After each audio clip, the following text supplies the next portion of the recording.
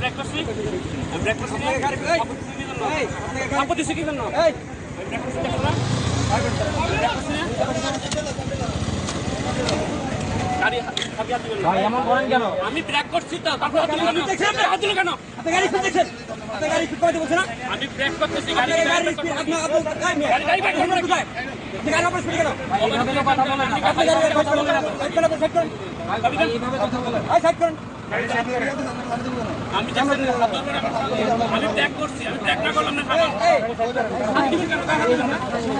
গাড়ি সাইড করেন গায়ে হাত দিবেন